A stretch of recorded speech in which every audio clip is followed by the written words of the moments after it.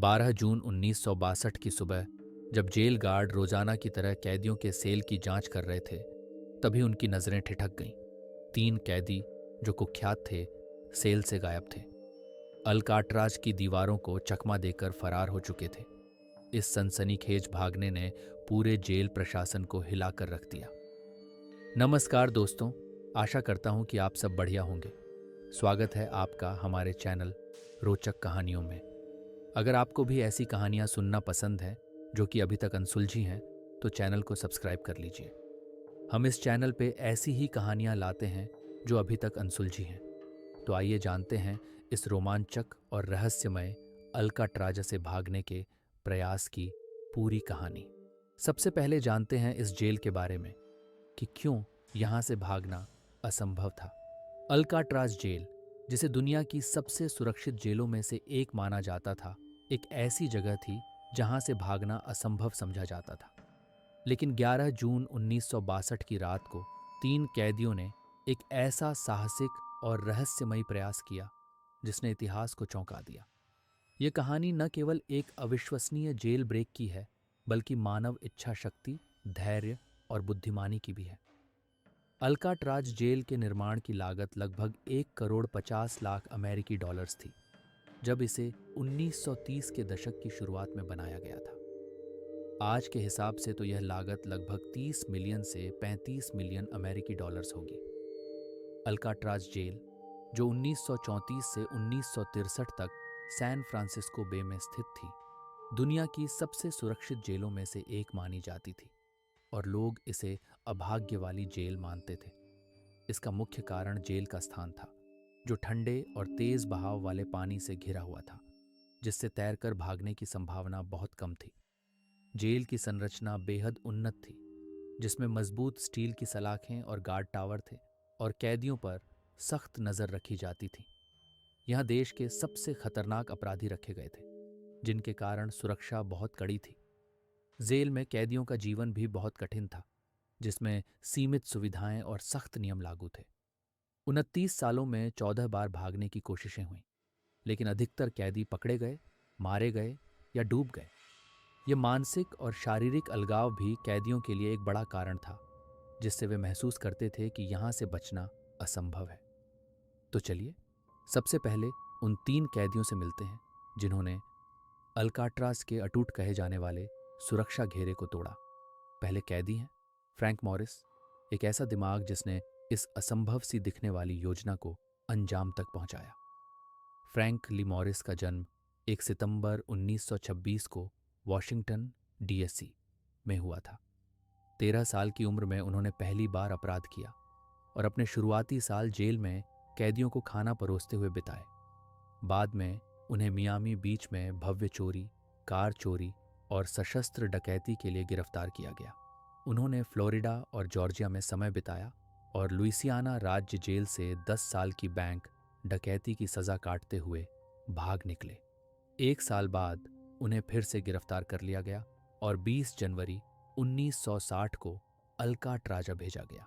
अपराध की दुनिया में माहिर और बेहद चालाक मॉरिस का यहां से भागना शायद सबसे बड़ी चुनौती थी। अब बारी है दूसरे कैदी की, जॉन एंगलिन। शांत स्वभाव का लेकिन बेहद तेज दिमाग वाला यह शख्स, जिसका अपराध में बड़ा अनुभव था। और आखिर में क्लेरेंस एंगलिन, जॉन का भाई और इस दुस्साहसी भागने का साथी। दोनों भाइयों की जोड़ी ने इस योजना को असंभव से संभव बना दिया। जॉन विलियम एंगलिन का जन्म 2 मई 1930 को और क्लेरेंस एंगलिन का जन्म 11 मई 1931 को जॉर्जिया के डोनाल्डसनविल में एक 14 बच्चों वाले परिवार में हुआ। उनके माता पिता मजदूर थे और 1940 के दशक में परिवार फ्लोरिडा के रस्किन में बस गया। हर जून में वे मिशिगन तक चेरी तोड़ने जाते थे और बचपन में दोनों भाई कुशल तैराक बन गए थे। क्लेरेंस को 14 साल की उम्र में पहली बार चोरी के लिए पकड़ा गया था। 1950 के दशक में दोनों भाई बैंकों और अन्य व्यवसायों में चोरी करने लगे, आमतौर पर रात में, ताकि किसी को नुकसान न पहुंचे। 1958 में उन्होंने अपने भाई अल्फ्रेड के साथ अल्बामा में एक बैंक लूटा, जिसके लिए उन्हें 35 साल की सजा मिली। बार बार भागने की कोशिश के बाद उन्हें अल्काट्राज जेल में स्थानांतरित कर दिया गया, जहां जॉन 1960 में और क्लेरेंस 767 में 1961 में पहुंचे। एक और था जिसने भागने में इन लोगों की मदद की, एलन वेस्ट। इसका जन्म 25 मार्च 1929 न्यूयॉर्क सिटी में हुआ था। उन्हें अपने जीवन काल में 20 से अधिक बार गिरफ्तार किया गया था। 1955 में कार चोरी के आरोप में उन्हें पहले अटलांटा पेनिटेंट्री और फिर फ्लोरिडा स्टेट जेल में कैद किया गया। फ्लोरिडा जेल से भागने की कोशिश के बाद 1957 में 28 साल की उम्र में उन्हें अल्काट्राज जेल भेजा गया। चारों कैदी पहले से ही फ्लोरिडा और जॉर्जिया की जेलों में एक दूसरे को जानते थे। दिसंबर 1961 में जब उन्हें अल्काट्राज में पास पास की कोठरियों में रखा गया, मॉरिस उन तीनों से पहले ही कह चुका था कि वो यहाँ से जल्दी भाग जाएगा, और अगर वो तीनों उसका साथ दें तो काम और भी आसान हो सकता है। तो उन्होंने मॉरिस के नेतृत्व में भागने की योजना बनानी शुरू की। अगले 6 महीनों में उन्होंने अपनी कोठरियों के सिंक के नीचे की वेंटिलेशन नलिकाओं को चौड़ा किया, जिसमें उन्होंने जेल परिसर से मिले पुराने आरी के ब्लेड, मेस हॉल से चुराए धातु के चम्मच और वैक्यूम क्लीनर के मोटर से बने एक इलेक्ट्रिक ड्रिल का उपयोग किया। उन्होंने अपने काम को पेंट किए हुए कार्डबोर्ड से छुपाया और शोर को मॉरिस के एकॉर्डियन और जेल के संगीत घंटे की आवाज़ से ढक दिया। कुछ दिनों बाद जब कैदियों ने अपनी कोठरियों की दीवारों में इतने बड़े छेद बना लिए कि वे उनके अंदर से निकल सकें, तब उन्होंने अपनी कोठरियों के पीछे बने एक बिना सुरक्षा वाले रास्ते, जिसे यूटिलिटी कॉरिडोर कहा जाता है, उन तक पहुंच बनाई। वहां से उन्होंने सेल ब्लॉक के ऊपर वाले खाली हिस्से में एक छिपी हुई कार्यशाला बनाई, जहां वे अपनी भागने की तैयारी कर सकते थे। यहाँ उन्होंने 50 से अधिक रेनकोट और अन्य चोरी या दान किए गए सामानों का उपयोग करके लाइफ जैकेट बनाए। मॉरिस ने यह डिज़ाइन मार्च 1962 के पॉपुलर मैकेनिक्स में योर लाइफ प्रिजर्वर लेख से पाया था। उन्होंने मैगजीन से और भी विचार लिए, जैसे एक रबर राफ्ट बनाने का तरीका।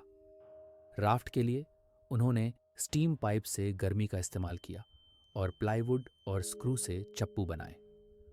अंत में वे वेंटिलेशन शाफ्ट के जरिए छत पर पहुंचे और एक बड़े पंखे को हटाने के लिए रिवेट्स निकाले। अब बात थी कि अगर रात को जेल गार्ड्स चेक करने आए और उन्हें हम ना दिखे तो वो तभी ढूंढना शुरू कर देंगे और जल्दी ही पकड़े जाएंगे।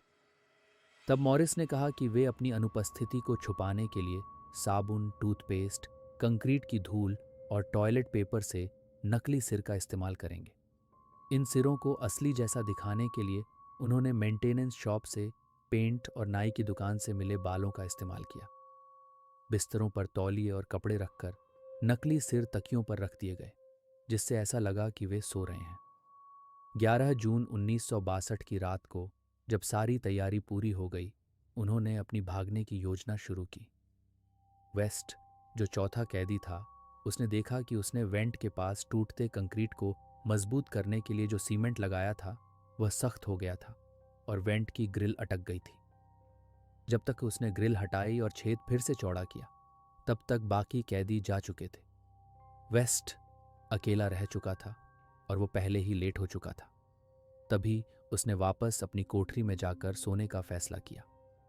सर्विस कॉरिडोर से मॉरिस और एंगलिन भाइयों ने वेंटिलेशन शाफ्ट से छत पर चढ़ाई की। जब उन्होंने शाफ्ट से बाहर निकलने की कोशिश की तो गार्ड्स ने एक जोरदार आवाज सुनी, लेकिन कोई और हलचल न होने के कारण उन्होंने इसकी जांच नहीं की। वे अपना सामान लेकर 50 फीट नीचे जमीन पर उतरे, एक किचन के वेंट पाइप पर फिसलकर, और फिर 12 फीट ऊंची 2 कांटेदार तारों की बाड़ चढ़कर पार की। जेल के उत्तर पूर्वी किनारे पर पावर प्लांट के पास, जो सर्च लाइट और गार्ड टावरों की नजरों से छिपा हुआ था, उन्होंने एक और कैदी से चुराए गए एक प्रकार के बाजे का इस्तेमाल हवा भरने वाले यंत्र के रूप में करके अपनी राफ्ट को फुलाया। जांचकर्ताओं के अनुसार रात 10 बजे के बाद किसी समय उन्होंने राफ्ट पर चढ़कर इसे लॉन्च किया और अपने लक्ष्य एंजल आइलैंड की ओर बढ़ गए, जो वहां से 2 मील उत्तर में था। 12 जून की सुबह तक इस भागने की घटना का पता नहीं चल पाया, क्योंकि कैदियों द्वारा बनाए गए नकली सिर ने गार्ड्स को धोखा दे दिया था। इसके बाद अगले 10 दिनों तक कई सैन्य और कानून प्रवर्तन एजेंसियों ने हवाई, समुद्री और जमीन पर व्यापक खोज अभियान चलाया। 14 जून को एक कोस्ट गार्ड कट्टर ने एंजल आइलैंड के दक्षिणी किनारे से लगभग 200 गज दूर एक चप्पू तैरता हुआ पाया। उसी दिन उसी इलाके में एक अन्य नाव पर काम करने वाले लोगों ने प्लास्टिक में लिपटा एक बटुआ पाया, जिसमें एंगलिन भाइयों के दोस्तों और रिश्तेदारों के नाम, पते और तस्वीरें थीं। 21 जून को गोल्डन गेट ब्रिज के पास एक समुद्र तट पर रेनकोट के टुकड़े मिले, जिन्हें राफ्ट के अवशेष माना गया। अगले दिन एक जेल की नाव ने अल्काट्राज द्वीप से 50 गज दूर उसी सामग्री से बना एक फूला हुआ लाइफ जैकेट बरामद किया। एफबीआई की अंतिम रिपोर्ट के अनुसार इसके अलावा और कोई ठोस सबूत नहीं मिला। एफबीआई एजेंटों ने शुरुआत में ही अंदाजा लगाया कि वे लोग डूब गए होंगे। उन्होंने इस बात का हवाला दिया कि उनके व्यक्तिगत सामान ही उनके पास की इकलौती चीजें थीं और वे इन्हें पीछे छोड़ने से पहले ही डूब गए होंगे। हालांकि उस समय कोई मानव अवशेष नहीं मिले थे। 17 जुलाई को भागने के एक महीने बाद एक नॉर्वेजियन जहाज ने गोल्डन गेट ब्रिज से 28 किलोमीटर दूर समुद्र में एक शव तैरता हुआ देखा। जहाज ने उस शव को नहीं उठाया और अक्टूबर तक इस देखे जाने की रिपोर्ट भी नहीं दी। सैन फ्रांसिस्को काउंटी के कोरोनर हेनरी टर्केल ने इस बात पर संदेह जताया कि यह शव भागने वाले कैदियों में से एक हो सकता है, क्योंकि उन्होंने कहा कि 1 महीने से अधिक समय बाद समुद्र की सतह पर कोई शव तैरता मिलना असंभव है। इसके बजाय टर्केल ने यह प्रस्ताव रखा कि वह शव शायद 34 वर्षीय बेरोजगार बेकर सेसिल फिलिप हरमन का हो सकता है, जिसने 5 दिन पहले गोल्डन गेट ब्रिज से कूदकर आत्महत्या की थी। एफबीआई जांचकर्ताओं ने अपनी आधिकारिक स्थिति घोषित की कि जबकि यह सैद्धांतिक रूप से संभव था कि वे एंजल आइलैंड तक पहुंच गए हों, लेकिन इस संभावना को कम आंका गया कि वे खतरनाक धारा और खाड़ी के ठंडे पानी में जीवित रह पाए होंगे। एफबीआई की अंतिम रिपोर्ट के अनुसार वेस्ट ने कहा था कि वे जमीन पर पहुंचने के बाद कपड़े और कार चुराने की योजना बना रहे थे, लेकिन उस इलाके में ऐसा कोई चोरी का मामला सामने नहीं आया। एलन वेस्ट अल्काट्राज से भागने की साजिश में शामिल होने के बावजूद सफल नहीं हो पाया और उसने जांच में पूरा सहयोग किया, इसलिए उस पर कोई आरोप नहीं लगाया गया। 1963 में अल्काट्राज बंद होने के बाद उसे अन्य जेलों में भेजा गया और 1967 में रिहा कर दिया गया, लेकिन 1968 में फिर से गिरफ्तार कर लिया गया। 1772 में उसने एक कैदी की हत्या कर दी और 1778 में उसकी मृत्यु हो गई। 1962 में कैदी जॉन पॉल स्कॉट अल्काट्राज से फोर्ट पॉइंट तक सफलतापूर्वक तैरकर पहुंचने वाला एकमात्र कैदी था, लेकिन उसे दोबारा पकड़ लिया गया। अल्काट्राज को 1963 में ज्यादा खर्च और इमारतों के खराब होने के कारण बंद कर दिया गया। एफबीआई ने 1979 में अपनी जांच बंद कर दी, ये निष्कर्ष निकालते हुए कि भागने वाले कैदी संभवतः ठंडे पानी में डूब गए होंगे। हालांकि यूएस मार्शल सर्विस ने अभी भी इस मामले को खुला रखा है और गिरफ्तारी वारंट 2030 में समाप्त होगा। 2022 में मार्शल सर्विस ने लापता कैदियों की उम्र बढ़ी हुई तस्वीरें जारी की। जनवरी 1965 में एफबीआई ने इस अफवाह की जांच की कि क्लेरेंस एंगलिन ब्राजील में रह रहे हैं, लेकिन कोई सबूत नहीं मिला। 1967 में एक व्यक्ति ने दावा किया कि उसने मॉरिस को मैरीलैंड में देखा था, लेकिन उसने कोई विवरण नहीं दिया। सालों में एंगलिन परिवार को रहस्यमय पोस्टकार्ड और संदेश मिले, जिनमें से कुछ हस्ताक्षरित थे और कुछ नहीं। 1962 में एक अनाम क्रिसमस कार्ड भेजा गया और परिवार को हर मातृ दिवस पर फूल मिलते रहे, जब तक उनकी मृत्यु 1973 में नहीं हो गई। तभी 1960 के दशक के अंत और 1970 के दशक में फ्लोरिडा और जॉर्जिया में एंगलिन भाइयों के कई देखे जाने की रिपोर्टें आईं, पर यह सब अफवाहें थीं। 1989 में 2 दाढ़ी वाले लोग एंगलिन भाइयों के पिता के अंतिम संस्कार में दिखाई दिए और एक महिला ने मैरियाना, फ्लोरिडा में क्लेरेंस एंगलिन को देखने की सूचना दी, उसके रूप रंग के विवरण के साथ। एक पूर्व अल्काट्राज कैदी ने दावा किया कि उसने भागने की योजना बनाई थी। और एक महिला ने कहा कि उसने एंगलिन भाइयों को मैक्सिको ले जाने का वादा किया था, पर बाद में पता लगा कि यह सब पब्लिसिटी स्टंट था। 1993 में जॉन लेरॉय केली नामक आदमी ने दावा किया कि उसने और एक साथी ने कैदियों को सिएटल के पास छोड़ा और बाद में उन्हें मार डाला। हर बार की तरह इसकी भी पुष्टि नहीं हो पाई। 2018 में पुलिस को एक पत्र मिला जो कि जॉन एंगलिन ने लिखा था। उसने बताया कि 2008 में फ्रैंक मॉरिस और 2011 में क्लेरेंस एंगलिन की मृत्यु हो चुकी है, पर बाद में यह पत्र सच में जॉन एंगलिन ने ही लिखा था, इसका कोई सबूत नहीं मिला। आज इस केस को 60 से भी ज़्यादा साल हो चुके हैं, पर वो तीनों कहाँ गए, किसी को कुछ नहीं पता। तो ये थी आज की कहानी। अगर आपको आज की कहानी अच्छी लगी तो इस वीडियो को लाइक ज़रूर कीजिए। इससे मेरा भी हौसला बढ़ेगा और मैं और भी ऐसी वीडियोस लाता रहूँगा। तो मिलते हैं अगली वीडियो में। अपना ध्यान रखिए। धन्यवाद।